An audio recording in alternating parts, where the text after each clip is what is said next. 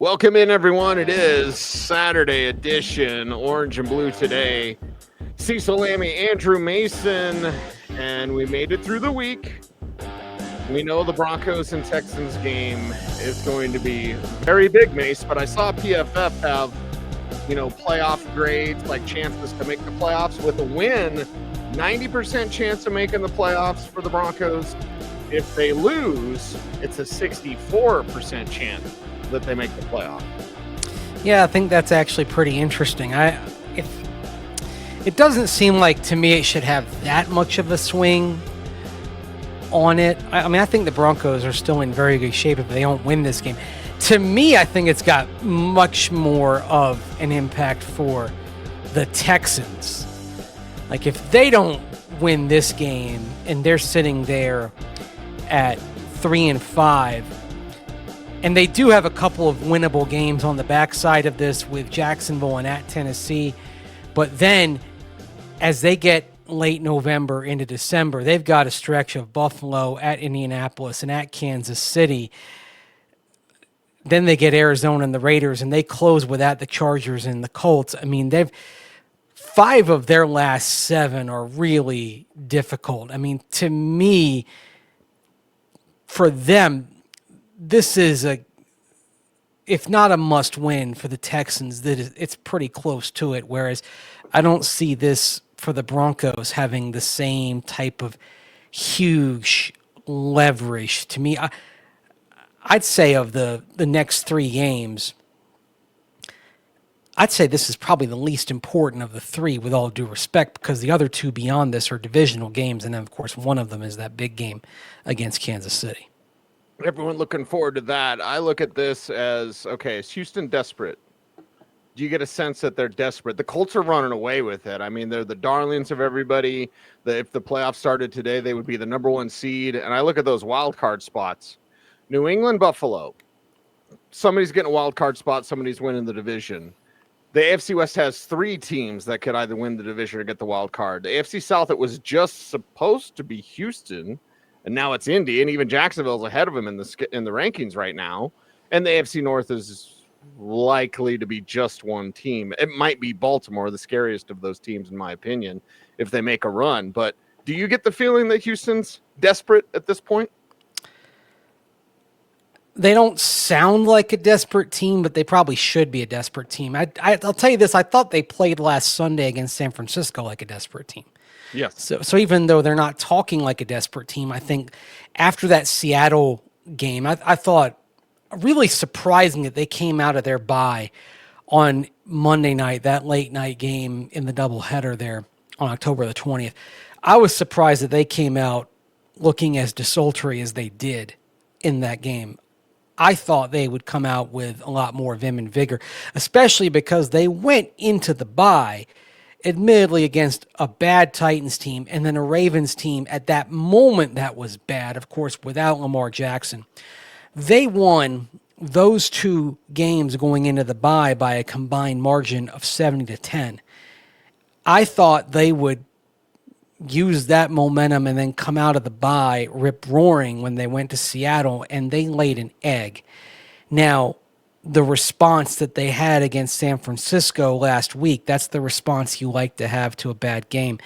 They need to have a similarly sustained response against the Broncos, and I do think they will. And this is the thing that the Broncos are going to have to counter here, even though, again, they haven't sounded like a team that is desperate. I think they know that their season is pretty well on the line with this game, this cluster of games here.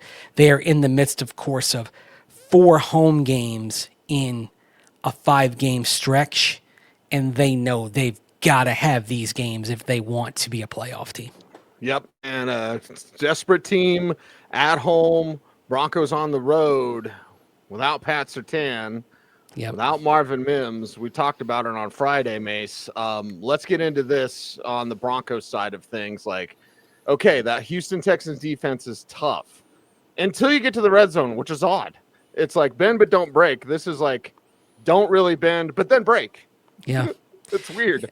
I mean, it's like, look at the Broncos defense, which has, been in the best in the league in the red zone this year, and the Texans, they've been stout, but they've been giving up in the red zone. And it's surprising, but still, this is a defense that will cause problems, and it's a defense for which offensive coordinator Joe Lombardi definitely has plenty of respect, as he spelled out on Thursday. This is, in my opinion, this is the best defense that we faced. It's not a very complex scheme, but it's a good scheme. It's a scheme that the players know. It's a fast defense, and it allows them to play really fast. It's going to be a big challenge. So they're aggressive. They run fast. They hit hard. They're a group with really good instincts. You see them. There's a play, maybe a screen or something that's really setting up well, and you think, oh, this is going to be a big play for the offense, and they just rally and feel it a little quicker maybe than other defenses and shut it down. So it's a challenge this week for sure. Yeah, and it's really hard to kind of it's hard to reconcile a defense that's literally number 1 in the league in total defense, and it's 31st in the red zone. Like, It's weird. Yeah, I mean, and just to kind of go over, their rankings here. Number 1 in total defense, 5th in yardage per play allowed. They're 5th against the run. They're 4th against the pass. They're 2nd in first down rate. They're 3rd on third downs. Like, across the board, like, this is objectively a terrific defense, except when you cross in the red zone. So, like, it's kind of mind-boggling. And also, here's another thing. If you get into goal to go against these guys, every time a team has gotten into goal to go, they've scored. 100%. If you get first and goal on these guys, every time a team has gotten goal to go, they've scored. Think about that for a moment. That's just the numbers that just doesn't make sense. Yeah. How do the Broncos make sense of it, Mace? In my opinion, it's running the ball.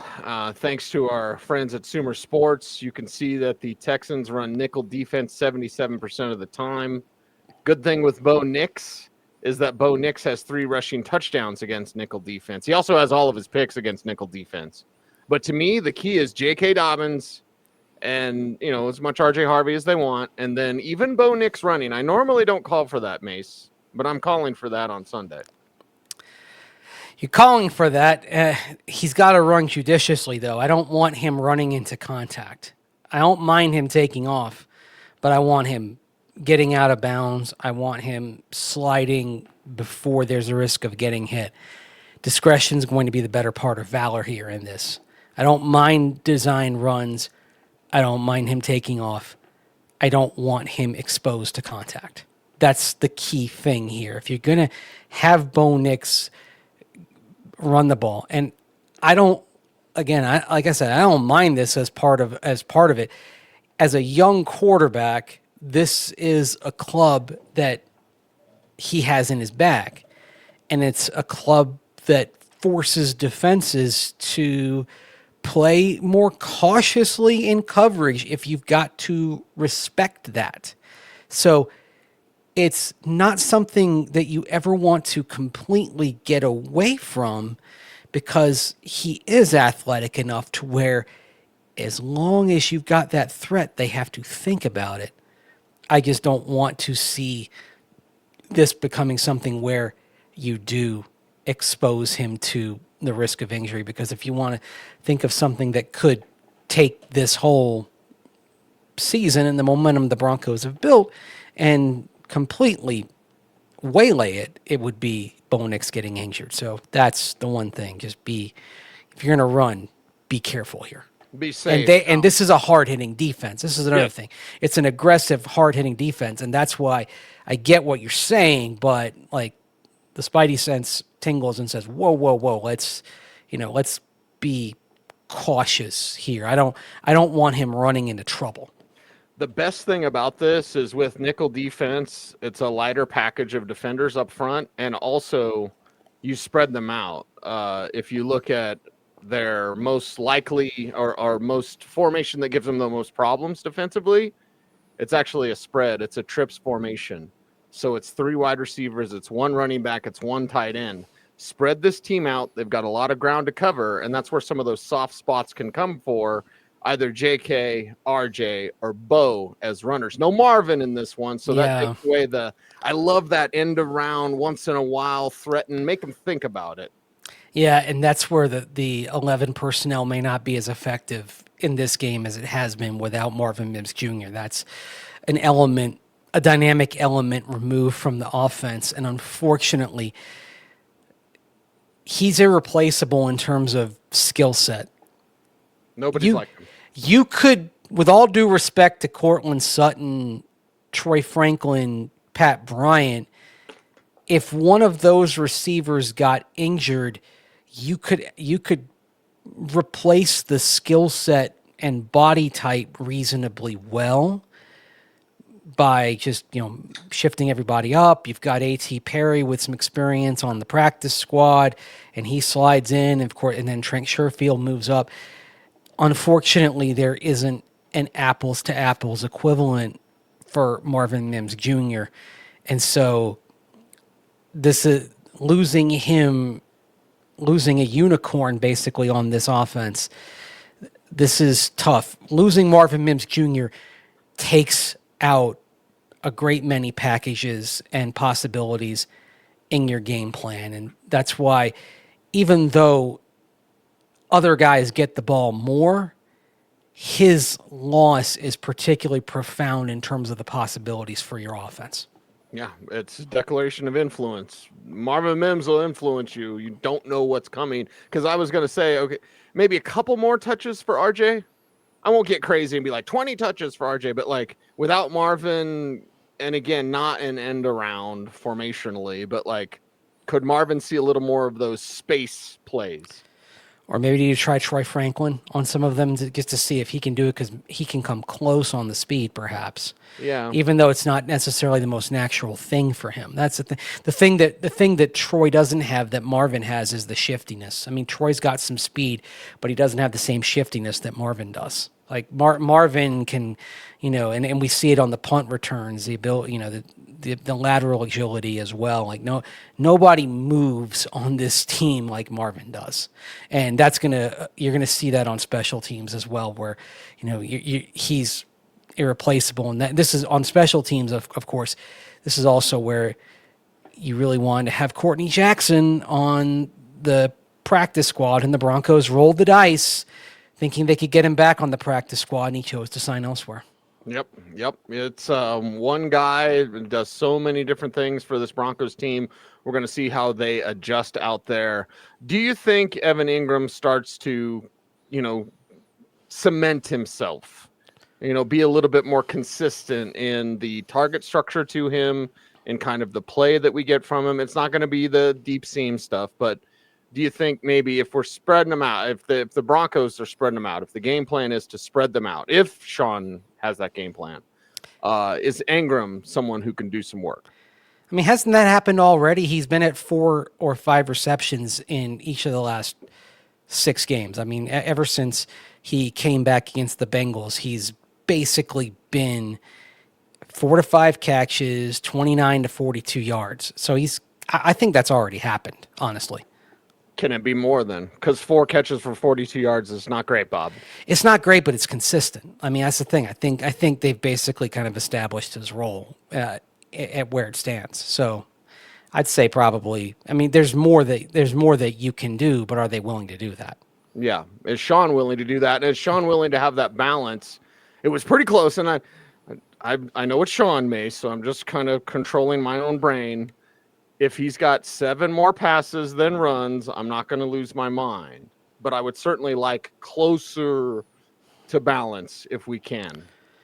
Well, I think sometimes the balance is affected by how much of the game that you've got in 2 minute, for example, as well. If you don't have 2 minute at the end of the first half, then it's easier to have 50-50. It's easier to have 50-50.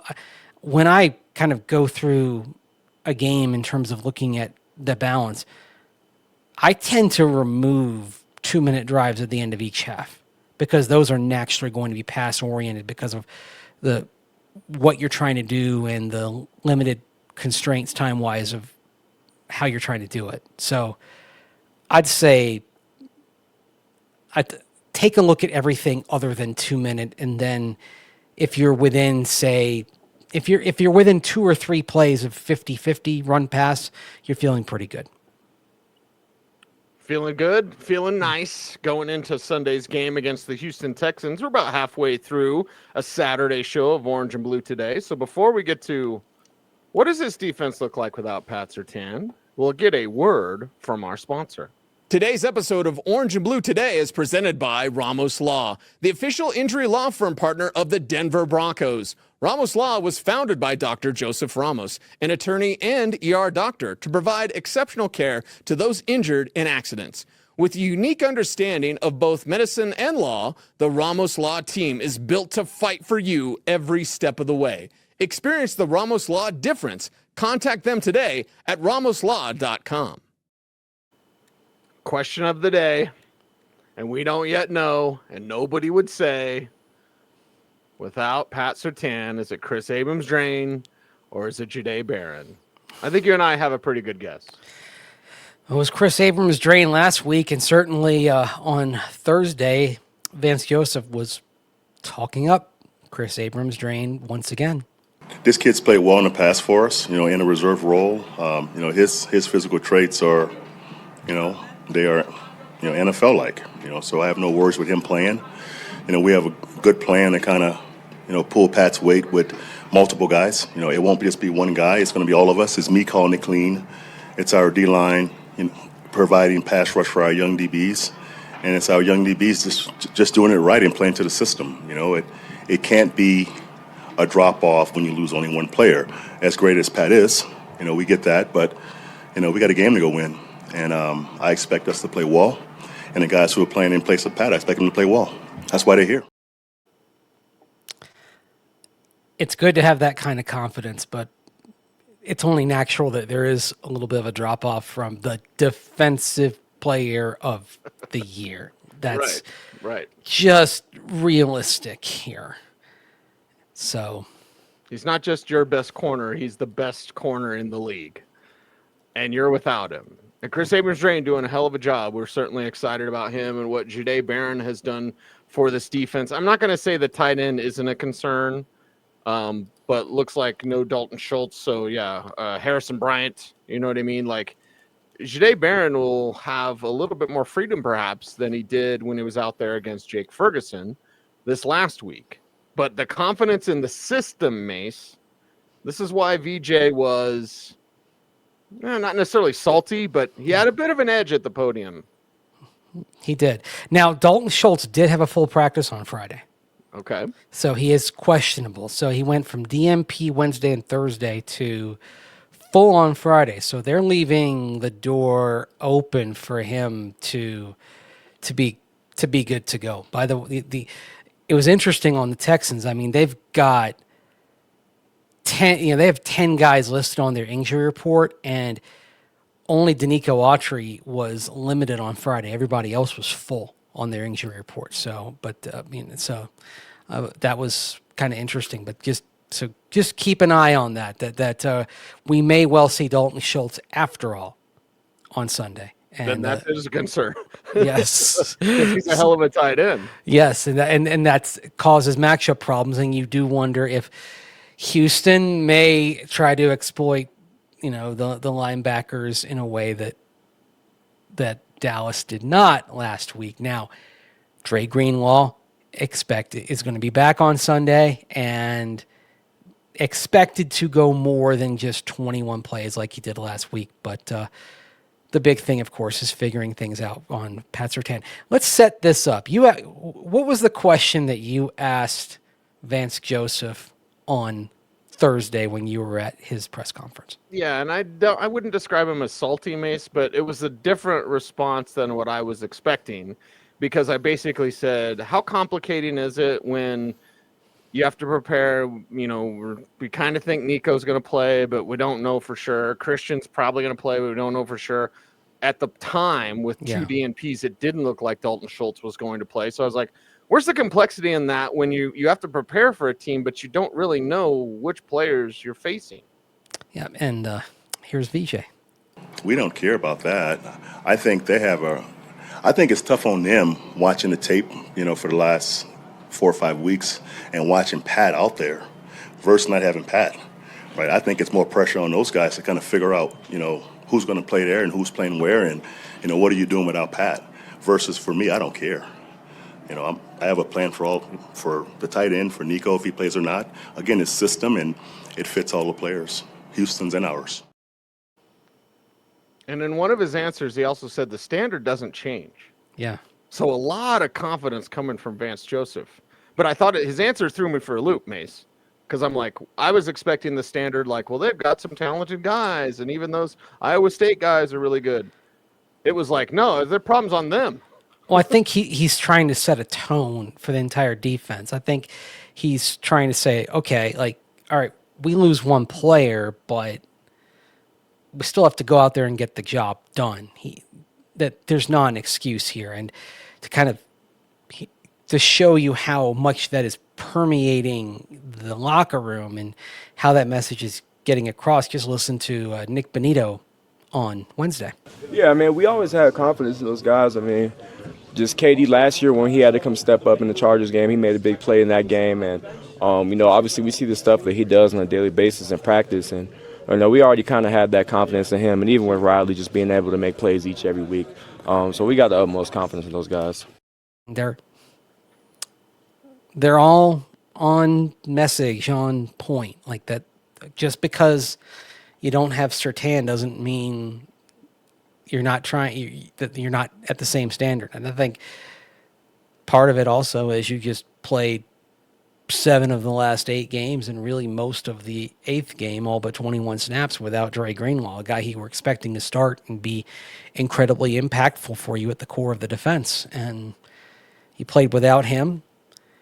Aside from much of the Giants game and the Chargers and the Colts games, your D held up pretty well in the end, overcame some early questions that lingered from last year, and by and large for the last 5 games has looked very good. So,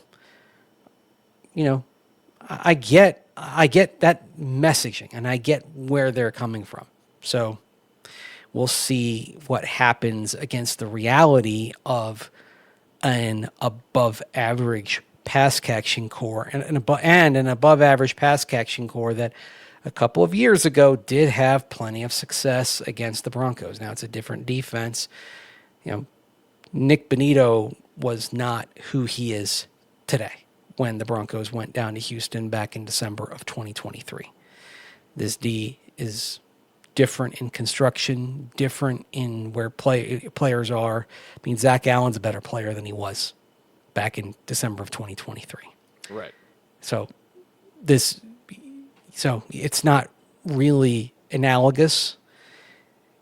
I mean, one of the things as I was chatting with Nick Bonito on Wednesday, he talked a little bit about that game and said that over the last couple of years, this team has learned how to win games that it wasn't necessarily winning back in 2023. Now, it did eke out some tough wins then, of course. I mean, you think back to winning at the final gun against Buffalo, a tough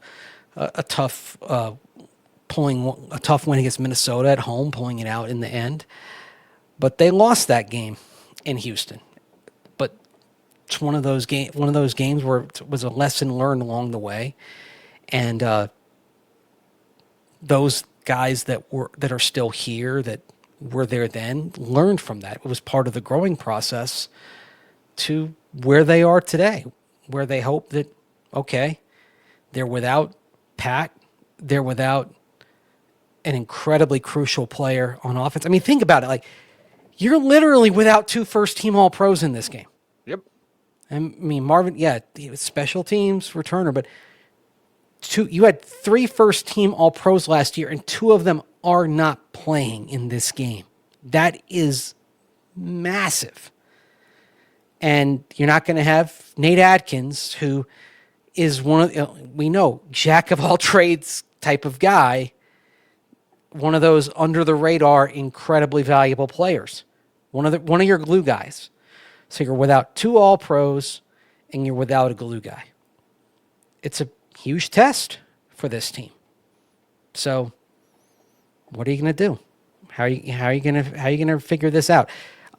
That being said, you'd like to think that where this roster is, where this team is, they're better prepared to deal with it than they were before, something Garrett Bowles pointed out on Friday. You know, this team, we have starters all over the place, you know, not just the starters that are on the field, but the second string, third string guys that can just plug and play. And, you know, it's just the next man up mentality is what we have here. So I'm grateful to be able to be on a team like that, especially from the teams I used to be on early on in my career. And now that I know that we're winning, it's always fun to win, and it's contagious, man. And you just want to continue to win and continue to focus on what's important, and that's just this team. I think that's a kind of a good place to wrap this up on, because that was at the end of open locker room on Friday, so the end of the open locker room for the week. But he really encapsulated the mood of the locker room this week, that they've built this team up piece by piece by piece over the last 3 years to be ready to handle being without some key components for a big game against a team that got off, a good team that got off to a bad start, losing some close games against legitimate Super Bowl contenders like the Rams and the Bucs. I mean, that's the thing.